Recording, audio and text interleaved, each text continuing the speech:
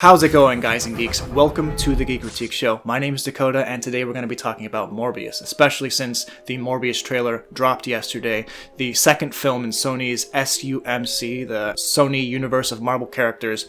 And the biggest question right now, after blowing the internet up, is the Morbius film in the MCU? Before we begin, guys, I want to know your thoughts. Do you think Morbius is canon MCU or non-canon MCU? And that's canon spelled like the camera company, not like the weapon. Now, who am I? What knowledge do I have of the MCU? I'm not an official source. I'm an unofficial source, obviously, but I've put my time and effort into it, especially when mapping the MCU timeline. I've done that for over 5 years now, maybe 6 at this point. I've put hundreds of hours into mapping the canon of the MCU, and I can say with almost full certainty that Morbius is not in the MCU, and I'll explain why in this video, based solely on the trailer. In fact, even the Netflix shows, the Marvel TV shows, I think they all hold more weight within canonicity than this film, and I'll explain why. Because even with those shows, those series, you had people within Marvel Television, within Marvel Studios that were saying this is all connected.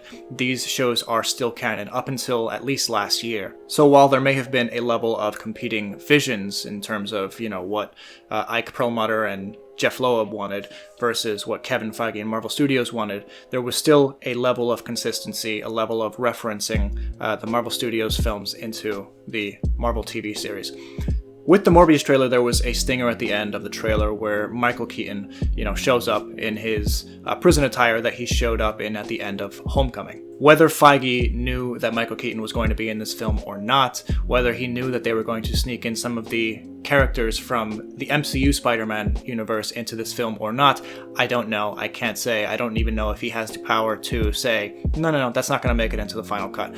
He may not have that ability. He may have already known that they were using these characters. It may have actually been in the contract that they re-signed with Sony. But before we get into the Michael Keaton thing, I want to backtrack a little bit in the trailer. Let's take a look at this one shot. It's a few seconds of the New York skyline. It's 42nd Street. On the left-hand side, you should be able to see, or at least glimpse, a look at the Avengers Tower. I'm going to call it the Avengers Tower because we don't know what it's going to be called next. Maybe if the camera was pivoted just a little bit to the left, we would have been able to see it because that's right on 42nd Street, and it's a few blocks away from this shot that we're looking at. Now, if they were trying to insinuate that this is MCU canon, why wouldn't they show Avengers Tower? Looking back at other Sony trailers, let's look at the first trailer for Homecoming. Inside Avengers Tower. Second trailer, outside of Avengers Tower.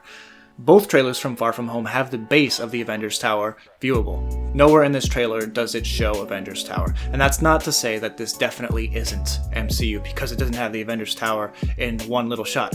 But if they were trying to insinuate that it was MCU, that would be the easiest way. But they do not have the right to use Avengers Tower, so they cannot. Secondly, we get this brief glimpse of Jared Leto in prison attire walking next to a poster with the, graffiti murderer written over a poster of Spider-Man. And it's the Tobey Maguire Spider-Man suit, the Sam Raimi suit. But it's taken from a PS4 game.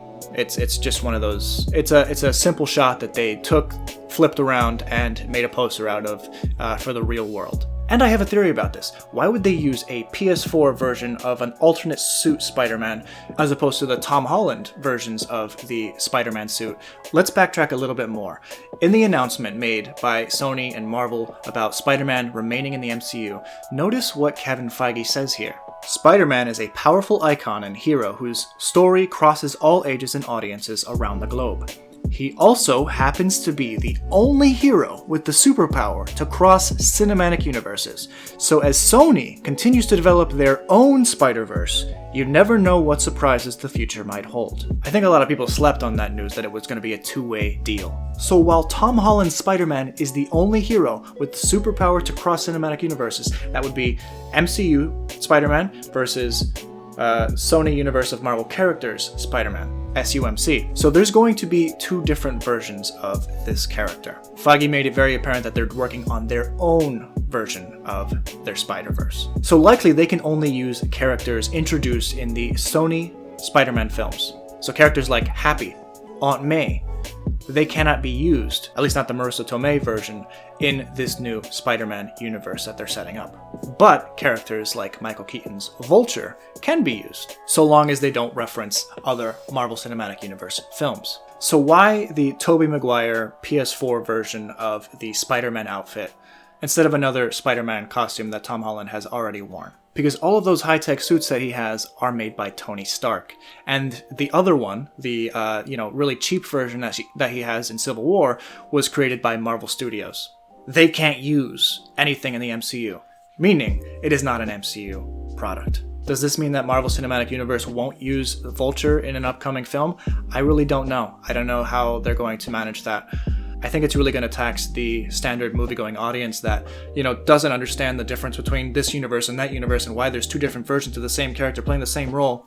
So it's going to get really tricky, and you're going to have to help your friends out who don't understand this kind of stuff. No, Morbius is not in the MCU.